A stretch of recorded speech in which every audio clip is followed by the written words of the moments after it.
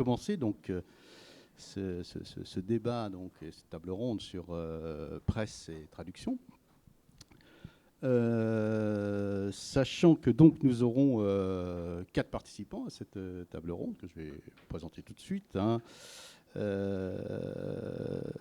Il y a Olivier Postel-Vinet qui est resté dans son RER et donc il en a loupé. Donc vous savez qu'il y en a que toutes les 20 minutes, donc il va arriver d'ici une vingtaine de minutes, je pense.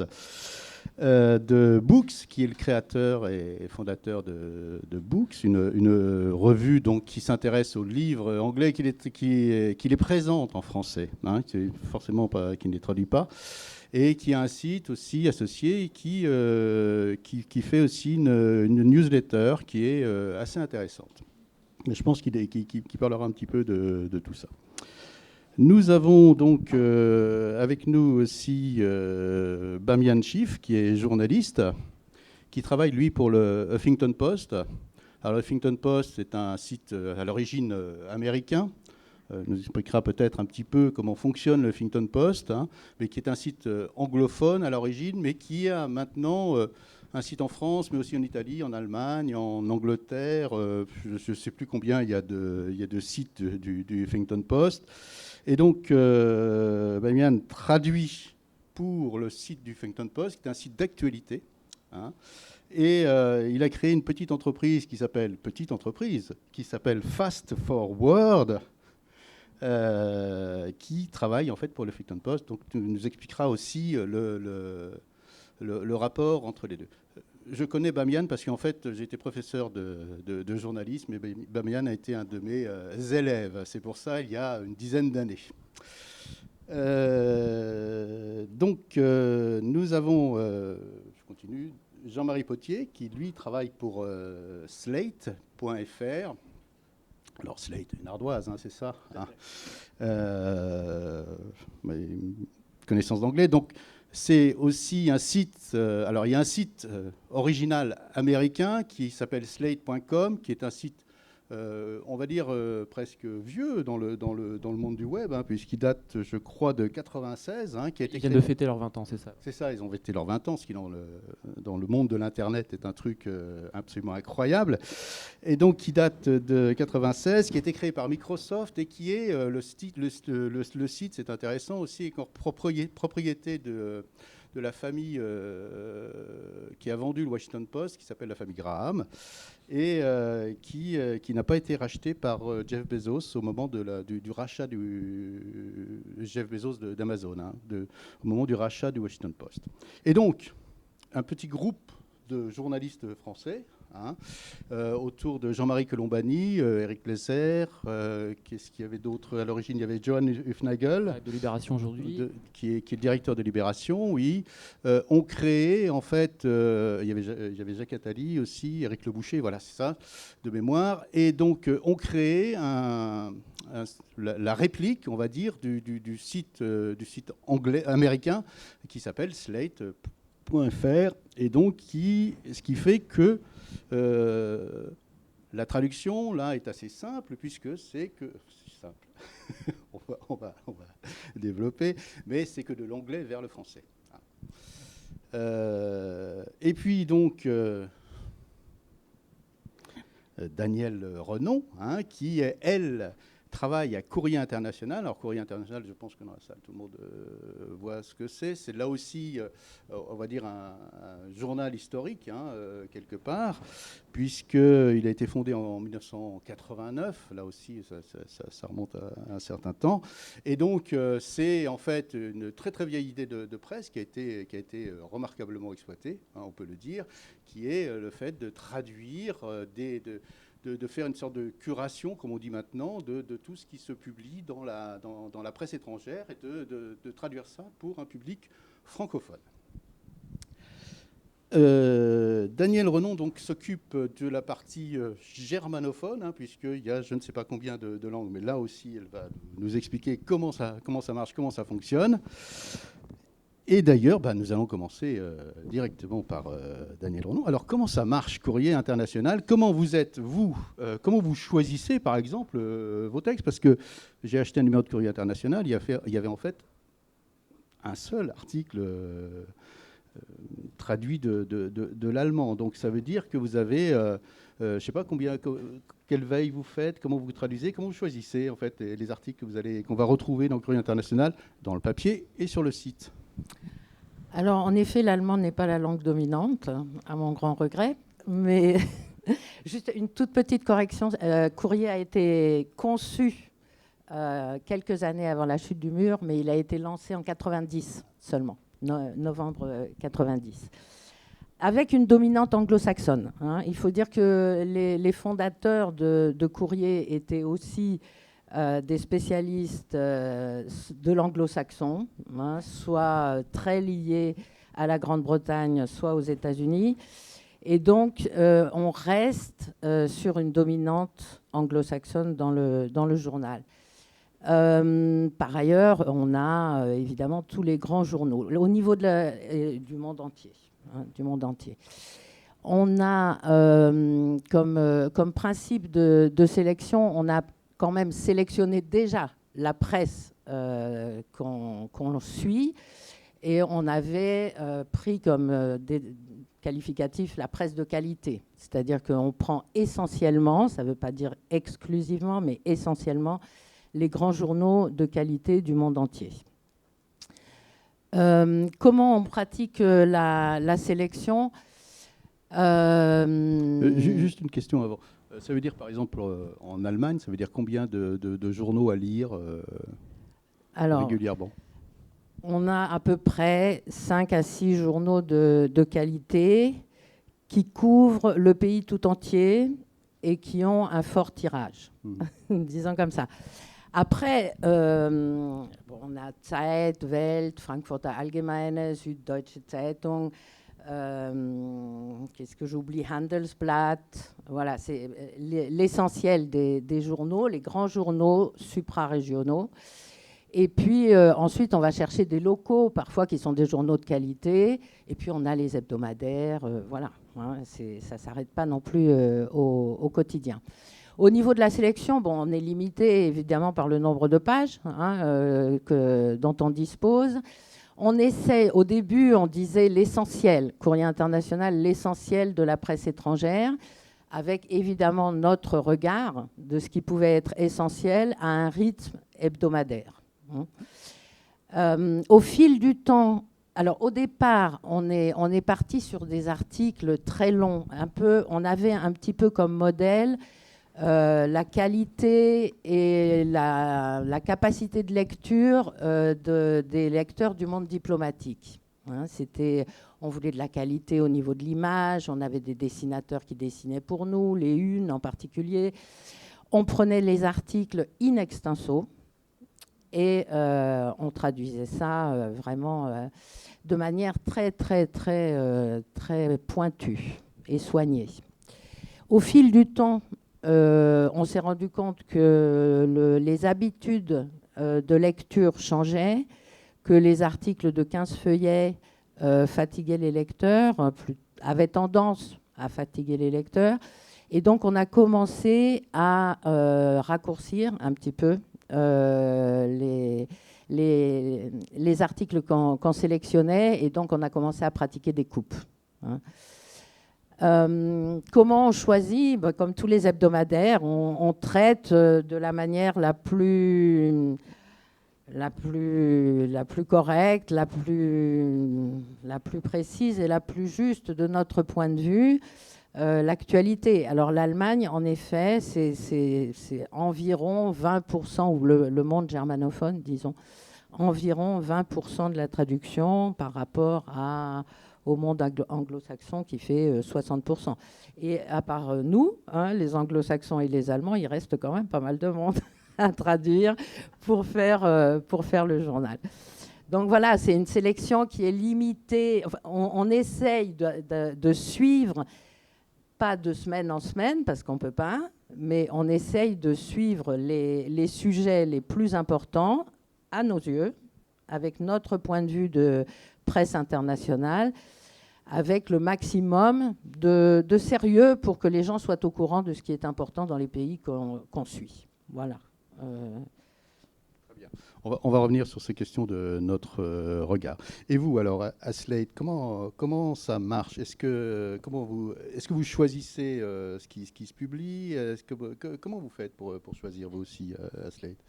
Alors chez nous, la traduction a une fonction, je vais dire, de complément, enfin de très très beau complément en l'occurrence, mais c'est pas du tout évidemment l'activité principale du site.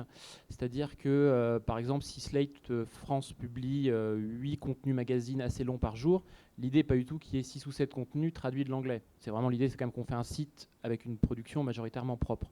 Donc en gros, on traduit 1 ou 2 papiers longs de slate.com par jour. Sur une production chez eux qui est quand même très abondante puisqu'ils publient en gros, je pense, 50, 60 articles de longueurs très diverses pour le coup, tous les jours. Donc il y a un choix très très varié. Alors nous, pour le coup, on puise justement de manière assez diverse là-dedans, c'est-à-dire qu'on traduit dans toutes les rubriques. On traduit des papiers diplomatiques de slate.com, on traduit évidemment leurs articles sur la politique américaine, puisqu'eux, ils ont un regard très très précis, très très nourri sur le sujet. On traduit aussi leurs articles style de vie, leurs articles culture un peu. On essaie vraiment quand même de puiser assez largement, en essayant aussi justement d'avoir entre guillemets un certain exotisme, de ne pas non plus se dire on va prendre des choses trop proches du public français. Un exemple, s'ils publient des articles sur des essais parfois anglais passionnants qui seront a priori jamais traduits en France, on ne s'interdit pas forcément de reprendre le papier critique d'analyse très long qu'ils ont fait, passionnant, qui raconte un phénomène. Même si le livre n'est jamais traduit en France, si on estime que ça apporte quelque chose au public français, on le traduit. Donc voilà en gros un peu la logique qu'on essaye d'observer. Et après, les articles sont choisis par la rédaction en chef, parfois aussi par les traducteurs, qui souvent nous sollicitent en disant « ça c'est vachement bien, est-ce que ça vous dit que je le traduise ?» Donc chacun un peu apporte sa pierre à l'édifice, on va dire. Voilà. On vous laisse vous installer. Hein. Donc on est sur... Donc, pareil, cette question de choix. Alors, le Huffington Post, c'est pas pareil, puisque c'est enfin, c'est pas pareil. C'est quand même un site d'actualité chaude, même brûlante. Donc, la question du choix, là, doit être cruciale, stratégique, encore plus stratégique peut-être. Alors, sans aucun doute, mais ce qu'il est utile de préciser, c'est que je travaille avec le Huffington Post, mais je ne travaille pas au Huffington Post. Donc, moi, je suis en charge de tout ce qui est traduction au Huffington Post. En revanche, le choix des articles, la stratégie éditoriale et le fait de la rédaction en chef et des différents chefs de rubrique. C'est-à-dire qu'en fait, tous les jours, les chefs de rubrique ou la rédaction en chef me disent « j'aimerais que tu traduises cet article, cet article, cet article ». Et comme le savent sûrement les lecteurs du Huffington Post, il y a effectivement de l'actualité brûlante, mais il y a aussi des sujets beaucoup plus légers, sexologie, des rubriques cuisine.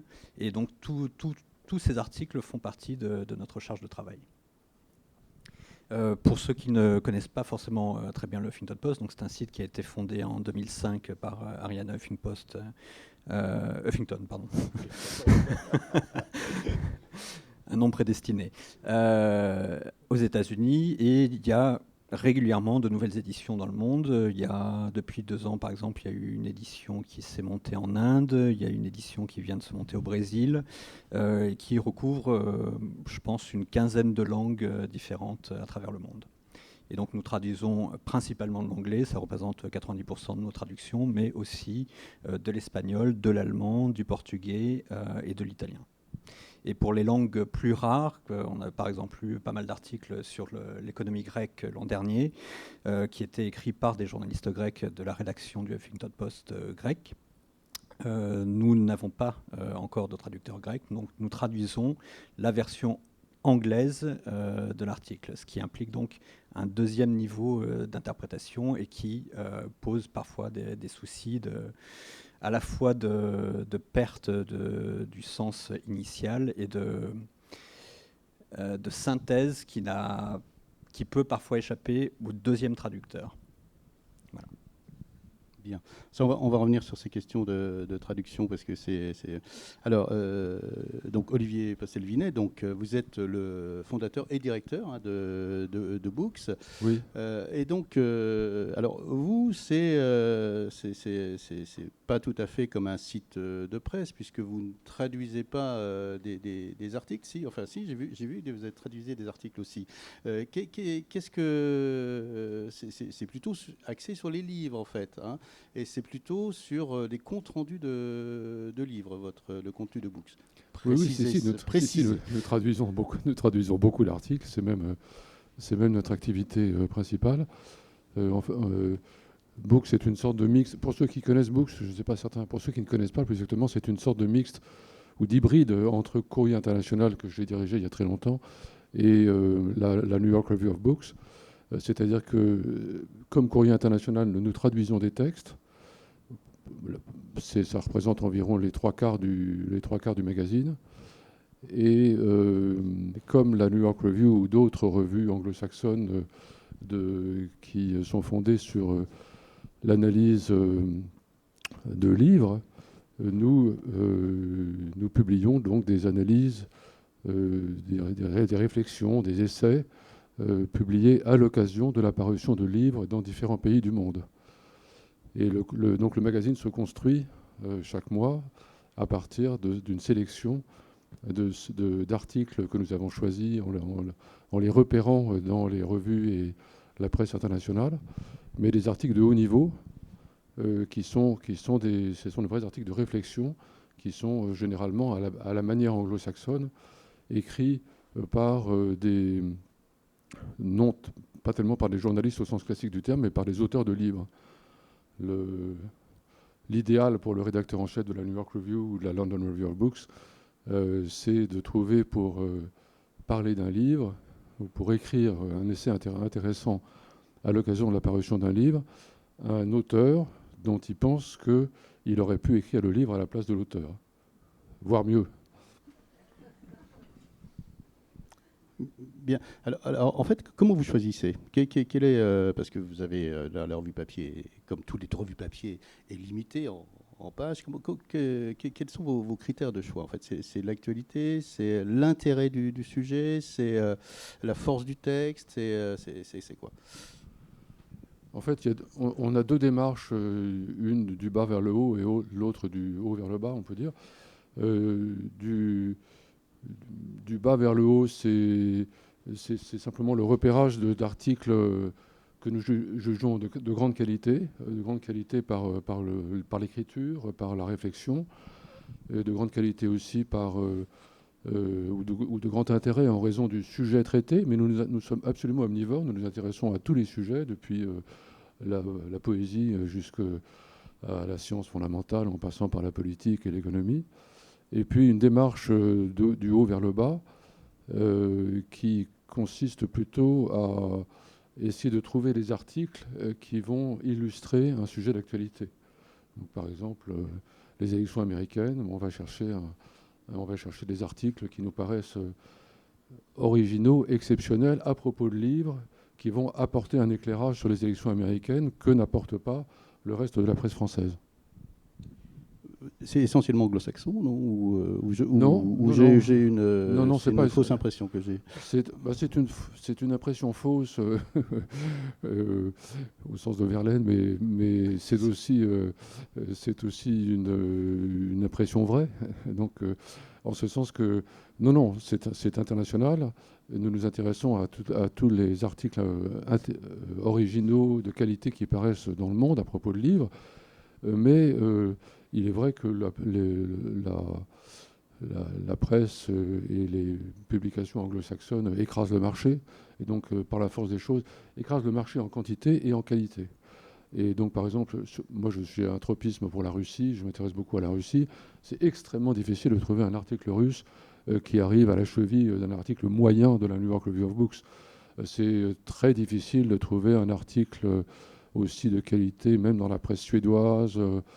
Dans la presse japonaise, c'est très compliqué parce que là, on se heurte à des problèmes de traduction qui sont quasi insurmontables pour un magazine. Le Courrier International le fait, mais pour des articles de fond, de réflexion, etc., le mode discursif de l'écriture japonaise fait que on a fait un numéro sur le Japon en traduisant les articles, mais le mot traduction le mot traduction n'est pas tout à fait approprié. C'est d'adaptation qu'il faut parler. En revanche, nous avons beaucoup d'articles qui viennent de l'espagnol et du portugais, parce que là, il reste, je dis bien il reste, parce que la tendance est quand même à la diminution des titres où l'on trouve des articles de qualité, mais il reste quand même pas mal de supports qui justifient une traduction, donc non seulement en Espagne et au Portugal, mais surtout en Amérique latine. On traduit aussi pas mal de l'allemand, parce que l'Allemagne a conservé une tradition, là aussi, à mon avis, en baisse sur le plan de la qualité, mais quand même, dans Die Zeit et d'autres, on trouve des articles de haut niveau, et même dans le Der Spiegel, on trouve des articles de très bon niveau qui justifient une traduction, et on en trouve aussi un peu dans la presse italienne et ailleurs. Donc, c'est pas seulement anglo-saxon, mais c'est vrai que l'anglais, c'est pas seulement les États-Unis, en outre, c'est l'Angleterre, bien sûr, c'est l'Inde, c'est l'Australie. Donc, ça représente effectivement, objectivement, à peu près les trois quarts des articles que nous publions. Alors, donc il y a cette question du choix, mais il y a une autre question, parce que dès qu'on parle de presse ou de journaux... Je ne connais pas Books, je vous remercie d'avoir apporté un numéro. Voilà. Ah bah attendez, j'ai aussi Courrier International, hein, si vous voulez. Voilà. Alors ça, c'est typique, c'est typique du genre de choses que nous pouvons faire. On a fait un numéro sur Kafka, mais là, par exemple, on fait un numéro sur le smartphone. Le smartphone nous rend-il dingue parce qu'il y a toutes sortes de livres qui sont parus aux États-Unis alors sur la manière dont le smartphone modifie ou peut paraître modifié aux yeux de sociologues et de psychologues la psyché, notre psyché à nous adultes et plus particulièrement celle des jeunes. Alors, vous pouvez poser des questions si vous le souhaitez. Hein. N'hésitez pas, hein, vous levez la main et je vous donne. Ah bah. Je voudrais savoir les articles que vous écrivez sur des livres, par exemple. Est-ce que les livres doivent être traduits pour que vous fassiez des articles sur ces livres-là? Non, je me suis peut-être mal fait comprendre. On va repérer donc dans la presse internationale et la presse des différents pays et les revues des différents pays des articles publiés à l'occasion de la parution de livres, qui en général ne sont pas traduits en français. Et ce sont ces articles que nous traduisons. Nous-mêmes, nous écrivons aussi des petits articles sur les livres, mais ce sont des articles brefs au début et à la fin du journal, comme font tous les magazines. Ce sont des pages de brèves. Donc là, effectivement, c'est nous qui les écrivons. Mais en général, nous les écrivons à partir d'articles que nous avons trouvés sur les livres. Dans certains cas, on lit quand même le livre, mais on ne peut pas lire tous les livres. On doit évoquer plus d'une centaine de livres par numéro, donc c'est impossible. Bien. Alors, quand on parle de presse et de traduction, il y a une notion qui tout de suite intervient, c'est la notion de rapidité. Alors, rapidité, donc Huffington Post, qui est un site d'actu, donc à mon avis, vous devez aller vite, non, pour traduire. C'est quoi le...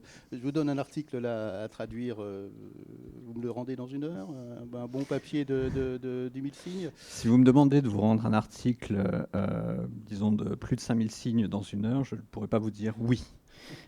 Parce qu'une traduction de qualité implique de passer un minimum de temps dessus. Il se trouve que le Huffington Post n'a pas ce genre de deadline. Il propose donc différents articles, certains collant à l'actualité qui doivent être traduits très rapidement, mais très rapidement. Si c'est vraiment extrêmement urgent, la mort d'un chef d'État, on l'a le matin et on doit la rendre le soir. Et sinon, si c'est par exemple un compte-rendu du débat présidentiel entre Clinton et Trump, ce sera pour le lendemain matin.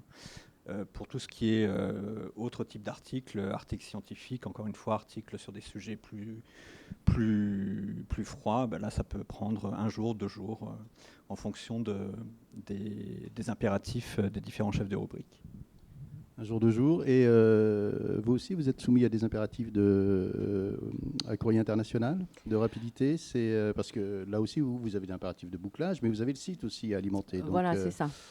C'est ça. Il y a une différence parce que le gros du journal n'est pas sous une pression du temps extrême, sauf pour le début du journal sur la partie actualité chaude, qu'on appelle 7 jours chez nous. Bon, là, il faut faire vite Je vous le montre, hein, pour traduire. On a environ 2 éditos qui sont les plus emblématiques de l'actualité chaude de la semaine. Donc ça, c'est assez. Les traducteurs sont assez sous pression à ce moment-là. Sinon, c'est pour le site. En effet, l'idée est toujours d'alimenter le site le plus rapidement possible. Et là, la traduction doit se faire en effet très vite, en l'espace de quelques heures. On ne prend pas non plus des articles, encore une fois, qui font 10 feuillets, surtout pour le site. On limite les articles à 3-4 feuillets, 2 feuillets parfois. C'est-à-dire ce sont des petits articles qu'on publie. Mais en effet, ceux-là sont sous la pression du temps. On a une alternative pour échapper à ça, c'est d'écrire nous-mêmes, par exemple, des articles brefs qui ne dépassent pas 2 feuillets non plus, pour dire nous-mêmes, avec des citations reflétant la presse étrangère, ce qui se dit sur un sujet. On a diverses formes aussi de petits commentaires, de une de presse, etc. Ce sont des alternatives au travail de traduction sous pression qui nous permettent d'alimenter le site rapidement. Ashley, vous êtes tranquille puisque c'est du magazine. Il n'y a pas sur certains sujets, il n'y a pas d'actualité réelle, donc ça va. Alors on est parfois tranquille, pas tout le temps. Non, effectivement, on a beaucoup nous de magazines donc qui sont des traductions sur lesquelles les traducteurs peuvent prendre un certain temps, sur lesquels on peut parfois leur fixer vraiment des délais très larges, c'est-à-dire effectivement leur dire parce qu'en plus nos traducteurs nous travaillent tous en indépendant, donc certains ont Slate comme activité principale, d'autres c'est une activité d'appoint. Donc parfois, on peut vraiment leur fixer des deadlines assez larges. Mais bon, on a aussi quand même une dimension actualité, qui fait que on s'organise. On a de la chance en plus d'avoir des traducteurs qui travaillent sur des rythmes très différents, aussi bien dans la semaine que même sur une journée. Donc par exemple, nous parfois aussi quand même, on met en place une organisation très très chaude. Alors pour citer un exemple évident, cette semaine, il y avait le débat Trump-Clinton. Moi, j'avais dit à 2 traducteurs, dont je sais en plus qu'ils ont des horaires assez matinaux, est-ce que tu es libre à partir de 6h ou 7h si je t'envoie des choses? Voilà, je leur ai envoyé des choses qui étaient relativement pas trop longues, donc je savais que je les aurais à 9h ou 10h. Effectivement, sur des longueurs qui ne sont pas excessives, on fonctionne comme ça. Et sur des longueurs plus magazines, on prend plus de temps. D'accord. Oui, madame.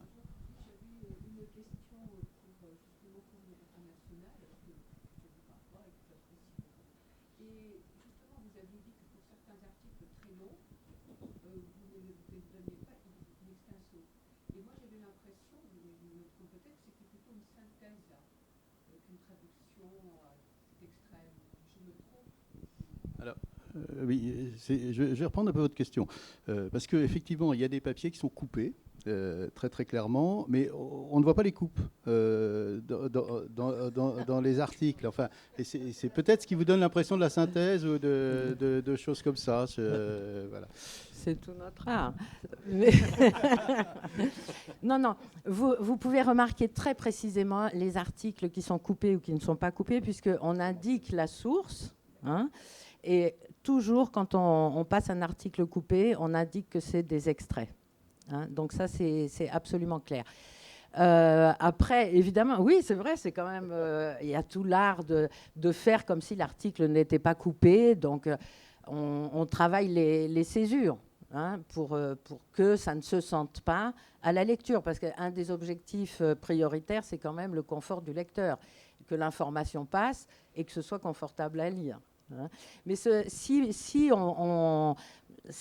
va certainement se développer, même de plus en plus chez nous, qu'on fasse des synthèses, des espèces de revues de presse sur des sujets. Là, ce sera, vous le reconnaîtrez, il y aura un logo revue de presse. Donc, ce qui est article, non, c'est absolument de la traduction. Donc, et pour les coupes, alors, au Huffington Post, vous faites aussi de ce genre de coupe Alors, il nous arrive effectivement... Mais je vais revenir aussi, parce que couper, oui, mais quelle est votre règle pour les coupes mais on va y revenir. Au Huffington Post, effectivement, quand on a des articles qui sont relativement longs, qui font 4-5 feuillets. On nous demande parfois de nous traduire, soit de traduire in extenso et ensuite de fournir une prestation éditoriale où on fait nous-mêmes des coupes qu'on soumet ensuite à la rédaction en chef, ou alors de ne traduire qu'une partie de l'article parce que le reste sera effectivement produit en interne à partir de cet élément traduit. Le journaliste rédigera un article en propre. D'accord, mais à ce moment-là, est-ce qu'on le sait moi, lecteur, je le sais, qui est la partie qui est originale, enfin qui vient de l'original, la partie qui... ou est-ce que c'est quelque part un nouvel article, quoi, en fait? Alors, en l'occurrence, la partie traduite est indiquée par des italiques dans le texte avec un aplat. Donc on voit clairement la partie qui provient de l'article original et celle qui a été produite en France. Et vous, à Books, vous coupez aussi ou vous l'indiquez nous, à Books, ou jamais? À Books, on triche. C'est là qu'on coupe, mais on ne le dit pas. En fait, on ne coupe pas beaucoup. La plupart des articles sont traduits intégralement. Mais il y a quand même des articles dans lesquels on coupe un peu pour des raisons de maquette, parce que comme c'est un magazine, il y a une maquette qui est assez figée et qui est parfois difficile avec laquelle il est parfois difficile de composer. Certains articles aussi, on les coupe parce qu'on juge d'emblée qu'à la lecture, dans la langue originale, qui sont vraiment trop longs par rapport au sujet, donc on décide de les réduire un peu. En général, on ne coupe pas beaucoup. Ce que je fais souvent, parce qu'en fait, nous traduisons nous-mêmes à Courrier International. Ah, pardon. C'est trahi. Bon, à Books, nous traduisons nous-mêmes, parce que pour des raisons en fait d'économie, dans un premier temps, on a délégué la tâche à des traducteurs professionnels, et puis de plus en plus, en tout cas de l'anglais et l'espagnol, le traduisons nous-mêmes. Et donc nous revoyons, et moi-même je traduis les articles, et je revois la traduction d'autres journalistes. Et ce que je fais souvent, c'est que... Enfin, il arrive d'abord que même quand juste qu'un texte qu'on a choisi est très bon, qu'on se rend compte quand même en traduisant qu'il est mal écrit ou pas très bien écrit. Donc on se dit on va améliorer un peu le style, on va améliorer même parfois un peu la pensée. Dans certains cas même, dans certains cas, oui parce que dans certains cas on se rend compte que bon, même si ce sont des grands auteurs, des universitaires, parfois ça a été écrit un peu trop vite, ou bien ça a été mal édité par le journal, et il y a eu des coupes qui ont été faites en amont dans le texte d'origine qu'on ne voit pas. Donc il y a des coupes mystérieuses qui ont lieu. Ça arrive, il y a des mastiques, il y a des trucs bizarres. Des mastiques, pas des mastiques sur le plan graphique, mais des mastiques sur le plan de la logique du texte. Et donc il nous arrive de couper un peu, de réduire, d'améliorer. On est aussi très sensible à la notion de fluidité de lecture. Et donc on essaie de travailler pour faire en sorte, quand on a le temps, que le lecteur ne se rende pas compte qu'il s'agit d'une traduction, ou ne se rende pas trop compte, ce qui peut impliquer, dans certains cas, des petites coupes. Les Anglais, par exemple, les Américains se fichent complètement de répéter les mots. Ça leur est totalement égal. Nous, pas. En France, donc voilà, par exemple, le type même d'une petite coupe qu'on s'autorise. Dans certains cas, on va changer un mot par un autre, modifier, ne pas répéter sans arrêt le nom d'une personne, parce que les Américains s'en fichent et nous non. Voilà. Mais il arrive aussi qu'on procède à des coupes qui, malgré tout, qui ont un sens. Voilà, qui ont un sens. Mais dans certains cas, ce qu'on fait aussi, on va dire très souvent, c'est qu'on envoie à l'auteur le texte traduit, de manière à vérifier qu'il n'y a pas de... Enfin, si on l'a retravaillé un peu, de manière à vérifier qu'il n'y a pas eu de contresens et que l'auteur sera satisfait de voir... Alors l'auteur ne connaît pas toujours bien le français, mais il y a toujours autour de lui quelqu'un qui lit le français, et donc le texte nous revient avec en général un imprimatur et des éloges. Alors, attendez. Est-ce que je peux... Et puis on... Je voudrais très vite rebondir sur cette notion, effectivement. Je vous ai vu. Insister sur le fait que, de mon point de vue en tout cas, la traduction de presse n'a rien à voir avec une traduction littéraire, dans la mesure où elle implique à la fois un travail d'adaptation, de contextualisation et effectivement parfois de réécriture quand un article a été écrit sous la pression très vite et parfois de manière pas très logique. Évidemment, ces modifications sont ensuite soumises à la rédaction en chef, mais c'est un travail que nous intégrons directement. Par exemple, on a traduit récemment un article donc, sur le débat Trump-Clinton, où le journaliste américain disait que Trump s'était comporté comme Rick... attendez que je retrouve le nom. Rick Lazio, sans préciser. Pour un lecteur américain, Rick Lazio, on sait tout de suite qui c'est. Dans notre traduction, nous avons indiqué que c'était le candidat malheureux aux élections sénatoriales de 2000, où Clinton avait battu ce sénateur, en tout cas ce candidat aux élections sénatoriales, qui s'était comporté de manière très très machiste, comme Donald Trump, de manière générale. Oui. On va y revenir, oui. Alors, j'ai deux questions là. Allez-y.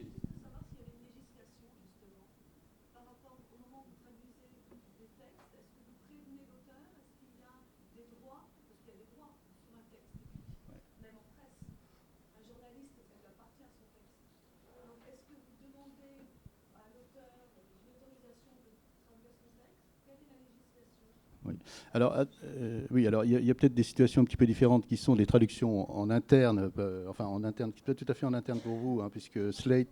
Mais en tout cas, pour Courrier International, pour Books, c'est très clairement. Quelle est la. C'est très simple. Il y a effectivement la législation sur le droit d'auteur, le copyright, mais il faut la respecter. Donc, et donc nous achetons, le Courrier International aussi, nous achetons les droits. Mais alors, en général, on les achète, le plus souvent, on les achète à des agences qui sont spécialisées dans la vente de droits et donc qui regroupent la vente des droits pour plusieurs titres. Dans certains cas, on négocie avec le titre lui-même. Et dans certains cas, notamment pour les auteurs américains qui sont un peu des vedettes, il faut négocier directement avec l'auteur et plus exactement avec son agent, ce qui est terrible. À Courrier, c'est pareil. Comment vous gérez les droits? C'est globalement le même système. Et en général, nous, on envoie de moins en moins souvent en fait, les textes pour relecture après les coupes auxquelles on a pratiqué. On n'a pas de souci avec ça une fois qu'on a obtenu les droits. En général, il n'y a pas de restriction. Il y en a une avec la Libre Belgique, par exemple. C'est un journal qui est tout à fait disposé à ce qu'on le publie, mais à condition qu'on ne change ni le titre ni le chapeau.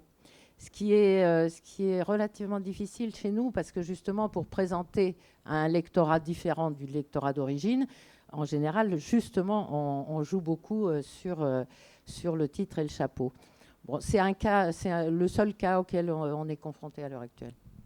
Oui, il y avait une deuxième question là.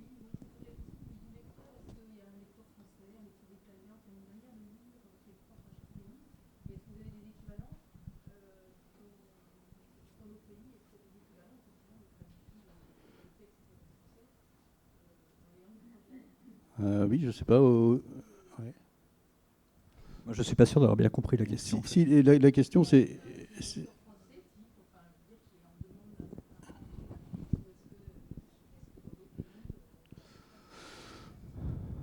Oui, est-ce que je ne sais pas si au Huffington Post, par exemple, un article français traduit en italien, ça. Oui, des articles français sont traduits dans d'autres langues au Huffington Post, mais principalement en anglais. Est-ce que il y a le problème de, comme on dit, notre regard, hein, c'est-à-dire ici c'est le regard du français.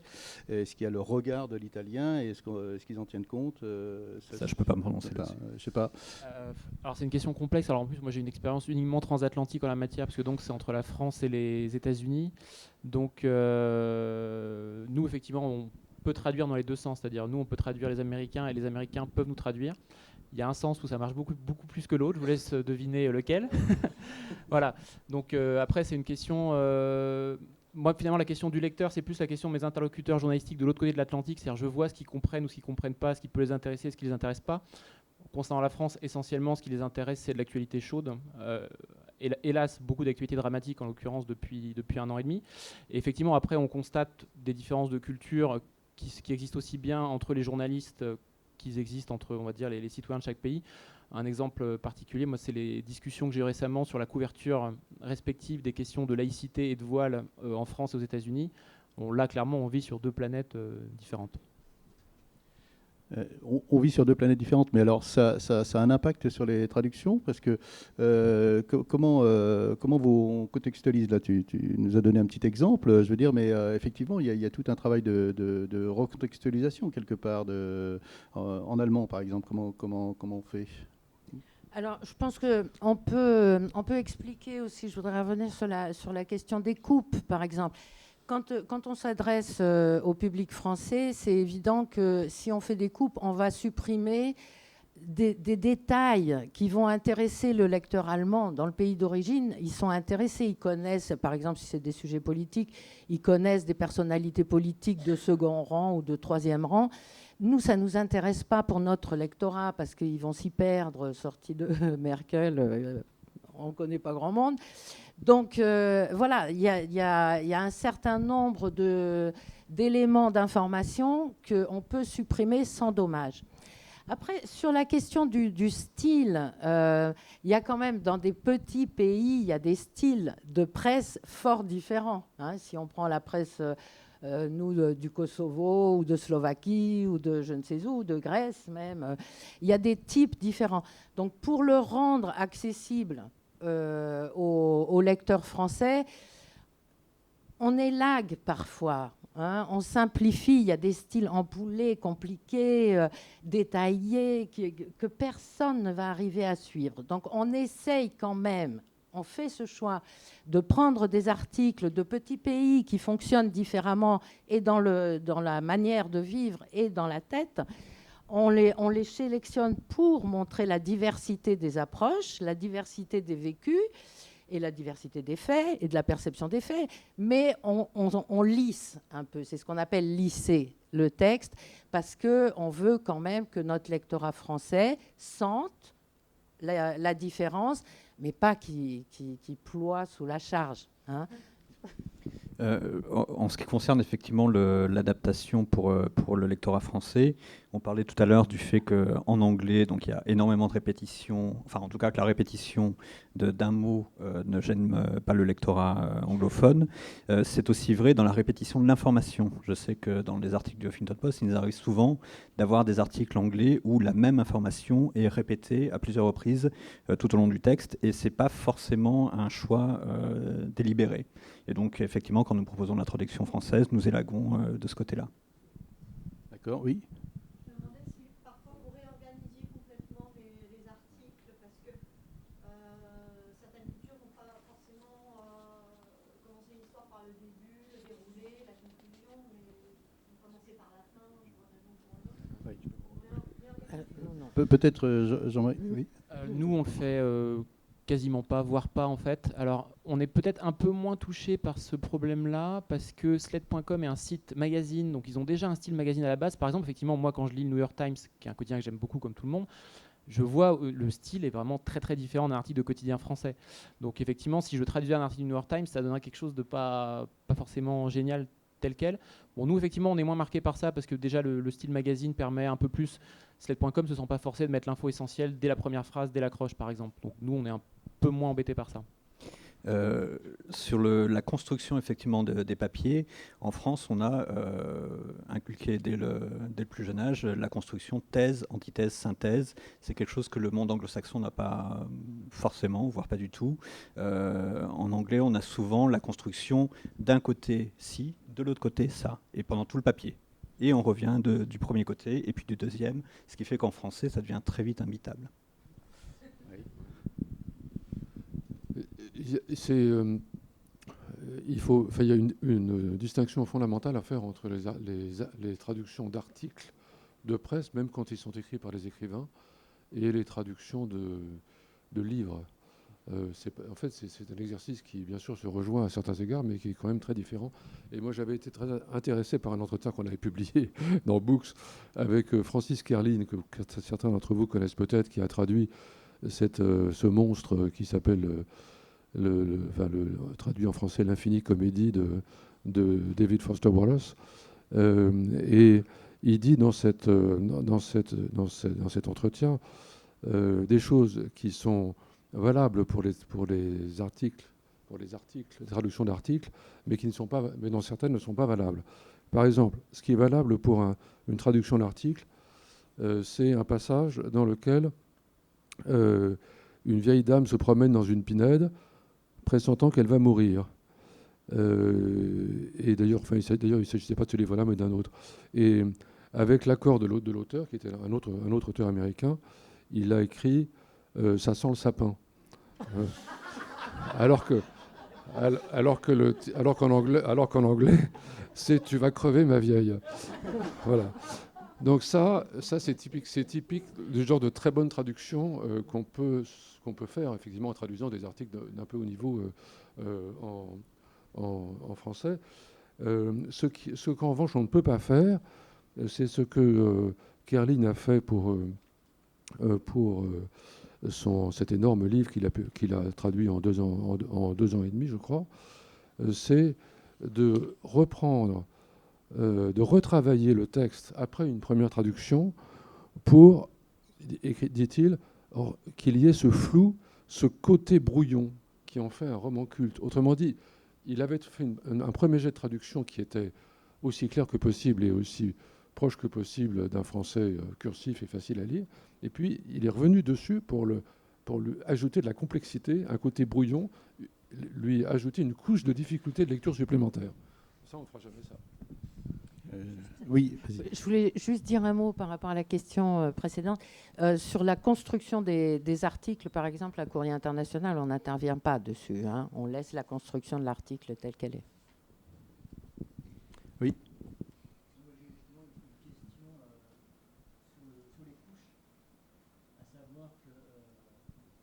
Combien de couches qui s'intercalent entre le texte d'origine et le lecteur, parce qu'il y a le traducteur, il y a la rédaction en chef, il y a le secrétariat de rédaction, il y a donc toutes ces couches-là, comment vous les...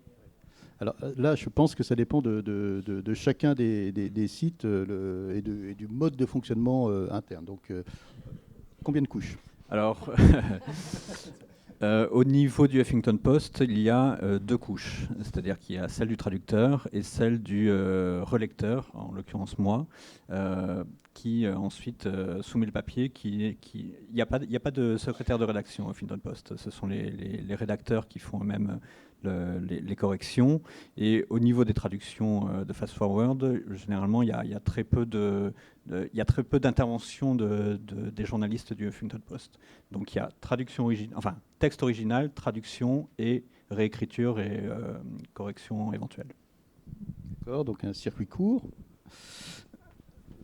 Nous, c'est un circuit plus long parce qu'on consacre du temps à faire en sorte que le texte soit vraiment très rigoureux dans le stade final. Donc il y a le traducteur, il y a quelqu'un donc de notre équipe, lorsque le traducteur il y a quelqu'un de notre équipe qui vient revoir le texte du traducteur, et souvent de façon très approfondie. Donc il y consacre parfois presque autant de temps que le traducteur lui-même. Et puis ensuite, le texte passe entre les mains de la rédactrice en chef et ou du secrétaire de rédaction, ce qui fait un troisième regard, sans parler du regard du correcteur et de la correctrice qui vient après. Donc ça fait pas mal de couches. Mais l'idée, c'est d'atteindre un niveau à la fois de fidélité au texte et de qualité du français qui fait que à la lecture, pour le lecteur ordinaire, il n'y a pas la sensation qu'il s'agit d'un texte traduit. C'est un texte qui donc va s'adresser directement à lui. Donc en fait, ça demande pas mal de boulot. Si on veut vraiment faire ça très bien, ça demande du boulot. On n'y arrive pas toujours de façon géniale. D'ailleurs, il y a des articles qui sont plus ou moins... dans le résultat final est plus ou moins probant. Mais enfin, c'est ce que nous essayons de faire. Et dans certains cas, on y arrive vraiment. À Courrier, vous êtes aussi circuit long ou À Courrier, on a plusieurs couches aussi. On a donc le traducteur qui nous transmet, qui transmet à la rédaction. Au départ, la rédaction sélectionne les articles, envoie à la traduction renvoie sur la rédaction. Et à ce moment-là, on fait ce qu'on appelle l'édition du papier, c'est-à-dire qu'on peut se permettre plus de liberté justement pour le lecteur, pour que ce soit de bonne qualité pour le lecteur. Ça peut parfois prendre plus de distance par rapport à la traduction originale. Ensuite, il y a une relecture par les réviseurs. Et en gros, ça s'arrête là. La rédaction en chef relit sur le texte. Elle ne va pas trop intervenir en général, plutôt sur ce qu'on appelle la titraille, le cas échéant. Donc il y a quand même ces 3 interventions. 3 interventions à Slate. Alors nous, on a un circuit, on va dire, relativement court. Donc les traductions sont choisies par la rédaction. Et une fois que le traducteur l'a envoyé, elle passe dans les mains de l'édition, sachant qu'une partie de l'édition est assurée par la rédaction en chef. Voilà, donc le texte parfois est légèrement retravaillé effectivement à l'édition, sachant que normalement, a priori, il est quand même quasiment prêt à être publié. Il est généralement retravaillé un petit peu parfois justement pour des raisons de contextualisation. Des choses mineures, c'est-à-dire effectivement, comme on disait tout à l'heure, si on cite une personnalité politique américaine mineure, parfois le traducteur aura juste laissé le nom de la personne. Nous, parfois après, on rajoutera en disant le gouverneur du Nebraska ou ce genre de choses. Est-ce que je peux juste Oui, revenir sur, au niveau de la rigueur du texte, effectivement, la mission première de la traduction de presse telle que je l'envisage, c'est vraiment de ne pas susciter chez le lecteur français l'impression de se dire « Ah, je vois à peu près qu'est-ce qui était dit en anglais et je repère directement la même structure qui ne correspondent pas du tout à une fluidité du langage français sur la traduction. Donc l'effet de calque, c'est quelque chose sur lequel on intervient systématiquement. J'ai quelques exemples. J'ai vu passer récemment dans un article d'un grand quotidien le titre « Protestation en Caroline du Nord », de protest, manifestation. Et puis beaucoup de faux amis, par exemple script, qui est souvent utilisé dans le sens de scénario. Le script en français, ce sont les indications de tournage, c'est pas du tout l'histoire du film. Meurtre de masse, c'est quelque chose qui a beaucoup cours depuis quelques mois. On a un mot français qui s'applique à une tuerie avec beaucoup de personnes, ça s'appelle un massacre, et non pas un meurtre de masse. Mais même dans les hautes sphères du gouvernement, le ministre de l'Intérieur a utilisé cette expression de mass murder. Et enfin, j'ai repéré aussi certaines constructions qui sont clairement calquées sur l'anglais, du genre « il est un terroriste » plutôt que « c'est un terroriste ». Voilà. J'en ai une autre, c'est que je vois absolument sans arrêt dans les textes, y compris de traducteurs professionnels. C'est « government », traduit par « gouvernement » sans arrêt, alors que la plupart du temps, ça veut dire « administration ». Vous aviez une question ? Allez-y. Je me demandais si tous vos sites citaient systématiquement le traducteur ou pas. Est-ce que je peux... moi, je sais que Slate était un des premiers sites français à citer clairement les traducteurs. C'est quelque chose que je trouvais admirable pour la reconnaissance de la profession. Et c'est quelque chose que nous avons négocié avec le Huffington Post. Oui, je rappelle que Books n'est pas un site, même si nous avons aussi un site. Non, donc effectivement, nous on cite systématiquement le traducteur, sachant par ailleurs que beaucoup, donc on a une douzaine de traducteurs qui travaillent pour nous, et beaucoup ont un parcours qui les a amenés à tâter un peu du journalisme par ailleurs, et ils écrivent aussi parfois des articles en leur nom propre, on va dire. Alors chez nous, les articles sont signés des auteurs, et en revanche, les traducteurs apparaissent dans l'ours du journal. D'accord. Vous aviez une question ?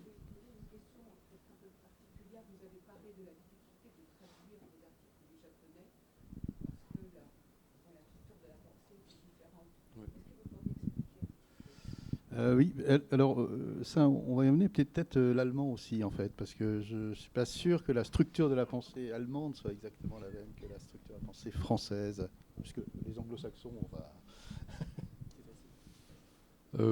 D'abord, moi, je ne lis pas le japonais, donc je ne suis pas expert du tout en la matière, mais déjà à Courrier International, on était confronté au problème de la traduction des articles de presse japonais. Et ça, je pense que tu pourras en parler de façon plus précise que moi. Mais pour les articles un petit peu complexes, consistants, donc évoquant faisant part d'une réflexion et aussi pour les entretiens, les traductions d'entretiens. Les Japonais aiment beaucoup faire des entretiens entre intellectuels qui sont des entretiens croisés, en fait, à 2 ou 3 personnes, absolument interminables sur 40 pages. Et la structure de la pensée, telle qu'elle est exposée, est tellement discursive que c'est presque illisible. Enfin, c'est à peu près illisible. C'est absolument indigeste, en tout cas pour un lecteur français habitué à une certaine, justement, la thèse, antithèse, synthèse, il ne faut pas non plus exagérer, mais enfin, disons, habitué à une certaine simplicité et clarté et rigueur dans l'expression. Le japonais, le lecteur japonais, manifestement, aime partir avec le locuteur dans un univers, dans un monde de pensée et de réflexion, faire corps avec lui. Et apparemment, c'est ça ce qui l'intéresse, plus que la rigueur d'une démonstration claire et distincte à la française. Et donc, quand par exemple, on a fait on a fait un dossier sur le Japon après Fukushima, qui est fait par d'ailleurs un ancien courrier international qui s'appelait Claude Leblanc, et qui est parfaitement japonisant, qui a un site sur le Japon, etc. Et on s'est vraiment battus comme des diables tous les deux pour essayer de sortir un dossier uniquement fait d'articles tirés du japonais. On a retravaillé, recomposé, coupé, lézardé. Enfin, un japonais n'aurait plus reconnu les textes d'origine. Mais c'est parce que vraiment, c'était tout à fait indigeste. Je pense que tu aurais des choses intéressantes à dire là-dessus. Bon, sur le japonais, on avait trouvé la solution au départ de faire travailler ensemble. C'était des traductrices, en l'occurrence, une japonaise et une japonisante francophone. Et on arrivait à un résultat assez satisfaisant, qui était naturellement revu et corrigé au filtre de la pensée française. C'était un peu une adaptation, en effet, plus qu'une traduction. Maintenant, c'est tellement rodé, je crois, chez nous. Moi, je ne suis pas sur le japonais, mais on n'a plus qu'une traductrice francophone qui a vécu au Japon, qui connaît bien, et j'ai l'impression que ça marche comme ça maintenant. On n'a plus le double, le binôme sur le japonais. Et l'allemand, là, donc est-ce que les Allemands pensent comme nous? Non, mais je crois que moi, je pense pas qu'il y ait une spécificité des Allemands. Oui, chacun a sa tradition intellectuelle. Et encore, dans chaque pays, il y a diverses traditions intellectuelles. Bon, les Allemands peuvent paraître compliqués. Moi, c'est ce que me disent les anglophones, qu'avec un papier traduit un papier anglo-saxon, on comprend dès le départ où ça va. Avec un papier allemand, il faut lire jusqu'au bout pour savoir, par exemple. Bon, c'est des plaisanteries qui sont faites. Moi, je pense qu'il n'y a pas énormément de complexité pour les francophones de lire la presse, peut-être les livres, mais la presse allemande n'est pas très compliquée, pas très différente. C'est une pensée européenne quand même. C'est pas très compliqué. D'accord. Oui. Et aucun d'entre vous n'a évoqué le chinois. Est-ce qu'il y a des difficultés dans cette langue avec cette langue? Alors là, je sais pas. Oui, il y a des difficultés qui sont assez comparables à celles du japonais, en fait. C'est là on a fait aussi, on a pas mal, pendant un certain temps, on s'est efforcé de traduire les articles chinois. Il faut dire que là, la presse chinoise, en ce moment, est en déshérence complète, mais il y a quelques années, c'était moins le cas. Et donc, on s'est efforcé de faire traduire des articles chinois. Mais évidemment, d'un niveau, on cherche un niveau. C'est pas le même type d'article à Courrier International. À Courrier, c'est des articles d'actualité. Donc, c'est sur des sujets de société, que ça va assez vite, etc. Là, ce qu'on essaie de faire, nous, c'est de traduire des articles donc de réflexion à propos de livres. Et on se heurtait à peu près au même problème qu'avec les articles japonais. Donc, on l'a fait, mais donc avec des Chinois, en travaillant avec des Chinois, mais des Chinois francophones. Mais on a aussi dû énormément transformer, charcuter, couper, réorganiser. Oui, alors, Au fait, c'est quand même donc traduire, c'est quand même compliqué. Faut faire ça vite. Vous êtes bien payé? Posons la question, je veux dire, parce que en fait, alors à Books, vous payez bien les traducteurs. Est-ce que à Slate vous payez bien les traducteurs? Est-ce qu'il y a, etc., etc. Donc, posons la question, parce qu'en fait, c'est toujours c'est quelque chose d'important, puisque la qualité de la traduction dépend aussi de la qualité du traducteur. Moi, j'aimerais répondre de manière un peu détournée. Très fondamentalement, pour moi, le choix de la traduction de presse est quelque chose qui est rarement évoqué, ou en tout cas auquel les traducteurs pensent pas forcément. Je crois que pour avoir connu et pour fréquenter des amis qui sont traducteurs littéraires, le travail littéraire implique de se plonger vraiment dans le monde de l'auteur pendant des semaines, voire des mois. C'est pas du tout quelque chose qu'on aura dans la traduction d'articles d'actualité. Il faut bien connaître le sujet, mais on n'a pas besoin de faire un travail de fond sur le style de l'auteur. Il y a aussi la question de la fréquence des missions qui nous sont confiées. Quand on traduit pour la presse, on travaille tous les jours. Effectivement, la rémunération n'est pas forcément très élevée dans certains titres, mais pour encore une fois avoir parlé avec certaines amies traductrices littéraires, on n'est pas très loin de certains tarifs qui se pratiquent dans le monde de l'édition.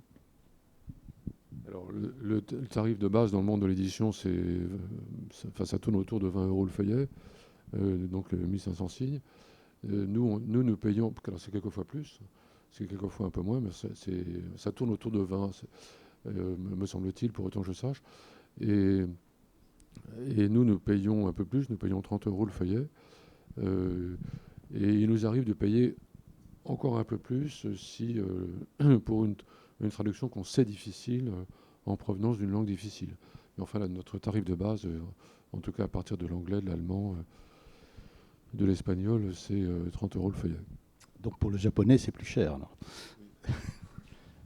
Et chez vous, à Slate nous payons à peu près dans les mêmes proportions, parce qu'on paye 120 € un article de 4 feuillets. Et après, on paye aussi au feuillet pour des articles très longs, alors où du coup, on doit plutôt être à 25 € le feuillet, je pense, quelque chose comme ça.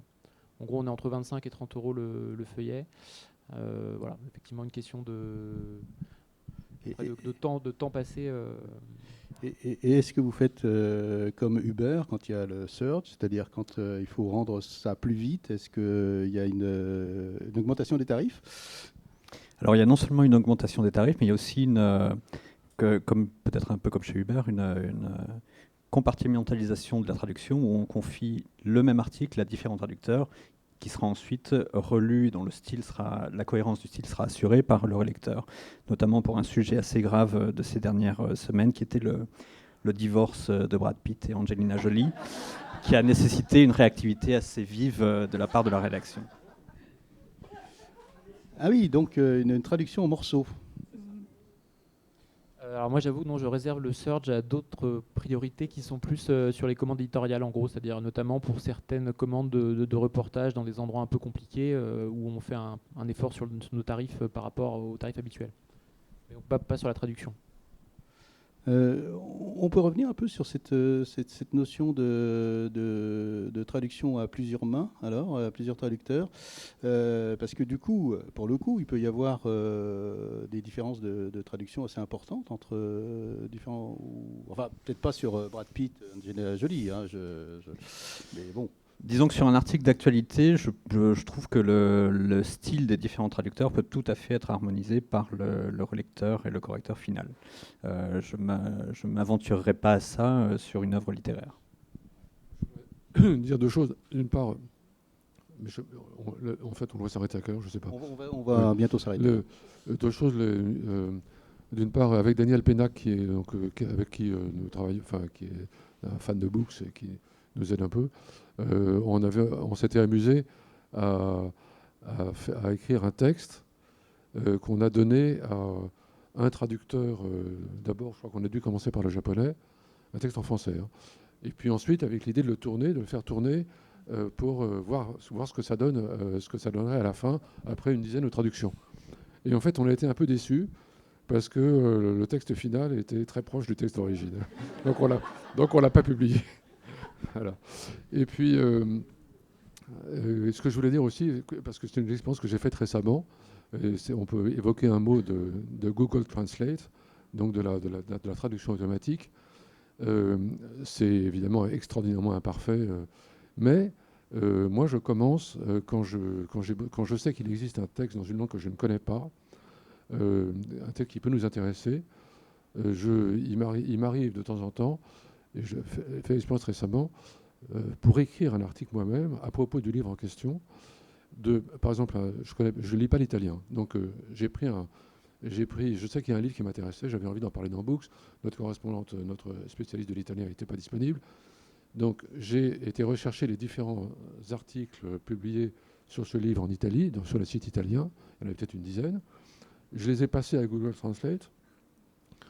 Et en fait, bien que forcément il y avait beaucoup d'erreurs, d'absurdités invraisemblables, et bien quand même, grâce à ça, j'ai pu enterrer un article, et rédiger moi-même un article qui, à mon avis, tenait la route sur le livre en question. Donc Google Translate devient un outil, en réalité, assez intéressant. Je veux juste rebondir sur quelque chose que vient de dire mon confrère, là, le petit jeu de traduction dont il parlait, parce que pour montrer aussi à quel point la traduction peut avoir un petit côté ludique, et y compris en traduction de presse. Il y a quelques années, il y avait une polémique sur la traduction, une nouvelle traduction, je crois, ou peut-être la traduction originelle du Vieil homme et la mer d'Hemingway. Et nous, par exemple, on a demandé à 5 de nos traducteurs de nous fournir chacun leur version de plusieurs passages du roman. Voilà. Donc on avait fait aussi un jeu littéraire. Et il y avait des différences ? Ah oui, bien sûr, il y avait des différences, heureusement. Très bien. Je vous propose, parce qu'on me fait des signes, donc que nous nous arrêtions là. Voilà, merci. Et puis maintenant, vous savez qu'on peut vivre de la traduction de presse. Voilà. Peut-être qu'il y a des vocations.